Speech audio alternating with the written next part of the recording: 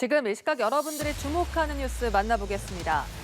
신원식 국방부 장관 후보자가 인사청문회 준비 사무실에 첫 출근을 했습니다. 이 자리에서 신 후보자는 문재인 정부 시절 남과 북이 맺은 9.19 군사합의의 폐기가 바람직하다는 입장을 밝혔습니다. 2019년 유튜브 방송에서 불거진 전두환 신군부의 12.12 쿠데타 옹호 발언 논란에 대해선 적극적으로 해명했습니다. 조한대 기자입니다. 국방부 옆 육군회관에 마련된 사무실에 첫 출근한 신원식 국방부 장관 후보자. 문재인 정부 시절인 2018년 맺어진 9.19 남북 군사합의의 폐기를 재차 주장하며 신속한 보완 입장을 내비쳤습니다. 9.19 군사합의는 우리 군사적 취약성을 확대하는 반드시 폐기가 되는 것이 바람직하다고 생각해왔습니다만은 한번 전반적으로 보고 추가적으로 보완할 거 있으면 최단 시간에 보완하겠습니다. 2019년 유튜브 방송에서 불거진 전두환 신군부의 12.12 쿠데타 옹호 발언 논란에 대해선 적극적으로 해명했습니다. 제 말 앞뒤가 조금 편집이 돼서 그런 오해를 불러일으키는데 대법원 확정 판결, 그다음 지금의 정부의 역사적 평가 100% 수용합니다. 신 후보자는 1985년 중대장 복무 시절 부대원의 사망 원인을 조작했다는 의혹에 대해선 거의 소설이라며 강하게 부인했고 2019년 극우 성향의 정광훈 사랑제일교회 목사가 주도한 집회에서 문재인 전 대통령을 원색적으로 비난한 데 대해선 말을 아꼈습니다. 지금 얘기해 주세요. 아닙니다. 청문회장에서 밝히겠다 어제 이야기했습니다. 청문회장에서 밝히겠다고 수차 이야기했습니다. 인사청문회 태스크포스를 꾸려 본격적인 청문회 준비에 나선 신 후보자는 육사 37기로 박근혜 정부 시절 중장으로 예편했습니다. 연합뉴스TV 조한대입니다. 내년에 8년간 동결된 고속도로 통행료가 오를 전망입니다. 한국도로공사는 물가 상승을 감안하면 고속도로 통행료를 최소 13%, 원가 보상까지 반영하면 22.3% 올려야 한다는 입장을 정부에 냈는데요.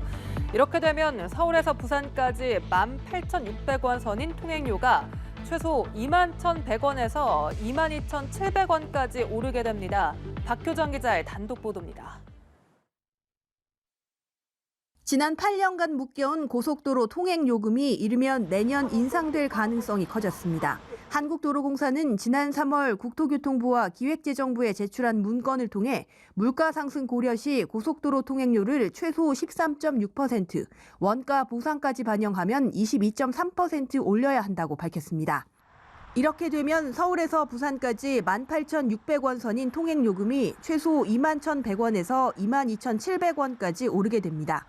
공사는 2015년 4.7% 인상 이후 8년간 통행료가 동결된 반면 명절 면제 등 감면은 늘어 면제액이 통행료 수입의 11%에 달한다고 밝혔습니다. 연간 명절 면제 1,000억 원, 친환경차 할인 300억 원, 노선버스 면제 400억 원 등 감면액은 계속 불어나는데 정부 보전은 없다는 점도 지적했습니다. 매년 도로공사가 4천억 원 정도의 부담을 안고 있습니다. 이것은 정부가 재정적으로 지원을 해줘야 되는데 그렇지 못하고 있기 때문에 결과적으로 통행료 인상 압박으로 작용을 하고 있고요.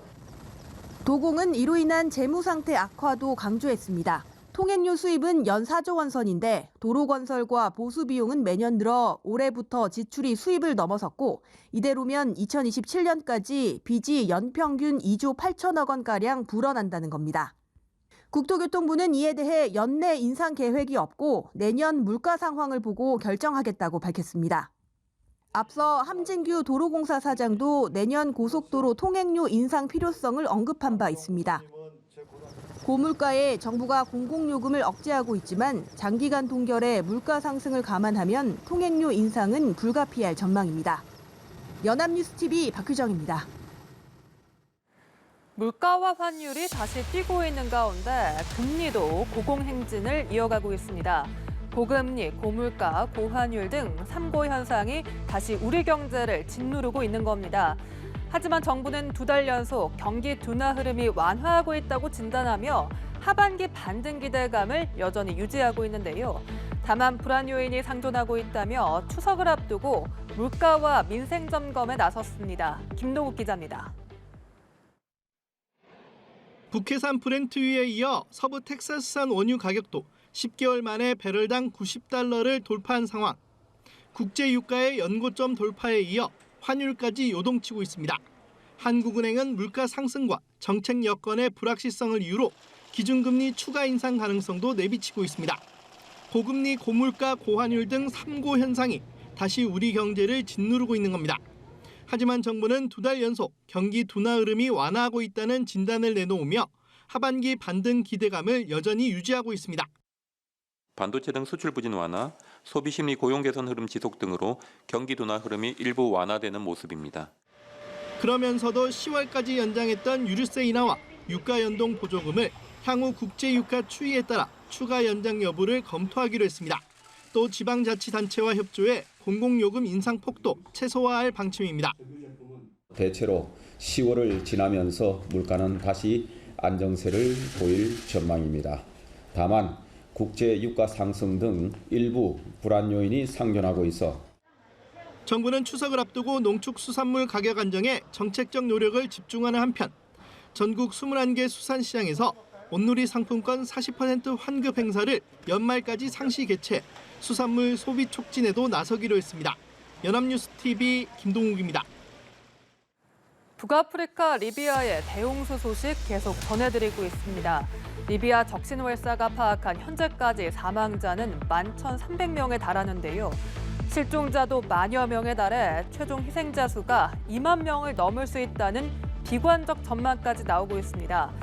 재난 현장에서 긴급 구호 활동을 벌이는 국제사회의 노력에 세계보건기구 WHO도 가세했습니다. 김지선 기자의 보도입니다. 도시의 20% 이상이 거센 물살에 휩쓸린 리비아 동부 데르나. 구조 수색 작업이 본격화되면서 희생자 수는 갈수록 불어나고 있습니다. 리비아 적신월사가 파악한 현재까지 사망자는 1만 명 이상. 실종자 역시 1만 명이 넘는 것으로 보고됐습니다.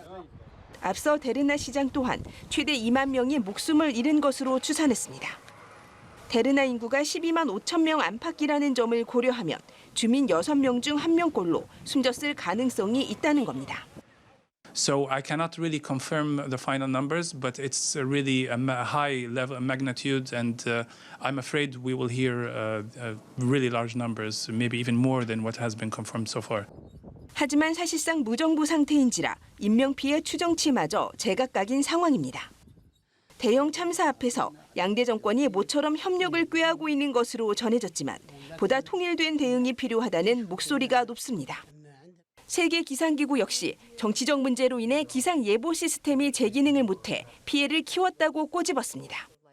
That's the conclusion that if they would have been a normally operating meteorological service, they could have issued the warnings and also the emergency management authorities would have been able to carry out evacuation of the people, and we could have avoided most of the human casualties. 재난 현장에서 긴급 구호 활동을 벌이는 국제사회의 노력에 세계보건기구 WHO도 가세했습니다. WHO는 $200만, 약 26억 원의 비상기금을 현지에서 집행하도록 결정했다고 밝혔습니다. 연합뉴스 김지선입니다. 안개 속이었던 파리 생제르맹 이강인의 항저우 아시안게임 대표팀 합류가 확정됐습니다. 파리 생제르맹 측은 우리 시간 오는 20일 이강인을 보내주기로 했는데요. 이강인은 이르면 24일 예정된 바레인과의 3차전부터 출전 가능할 것으로 보입니다. 아시안게임 3연패에 도전하는 황선홍호의 청신호가 켜졌습니다. 곽준영 기자입니다.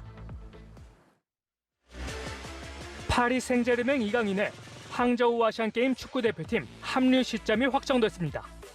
축구협회는 이강인이 오는 20일 새벽 챔피언스리그 도르트문트전 후 황선홍호에 합류하는 것으로 PSG와 합의했다고 밝혔습니다. 예상되는 이강인의 중국 현지 도착 날짜는 오는 21일. 조별리그 2차전 태국전이 열리는 날로 이강인은 이르면 24일 예정된 바레인과의 3차전부터 출전 가능할 것으로 보입니다.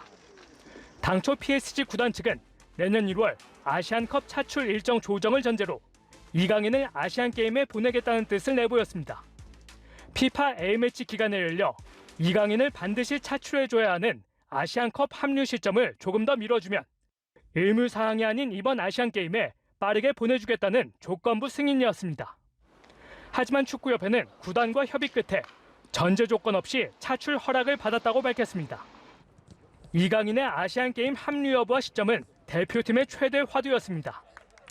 아시안게임 3연패를 정조준하고 있는 축구대표팀에 공격의 핵 이강인은 반드시 필요한 존재. 이강인의 합류 여부가 결정되지 않아 애만 태우던 황선홍 감독도 안도하는 분위기입니다. 앞서 지난 2018년 자카르타 아시안게임에선 손흥민이 대표팀의 중심으로 활약하며 선수들을 하나로 묶는 역할을 했습니다.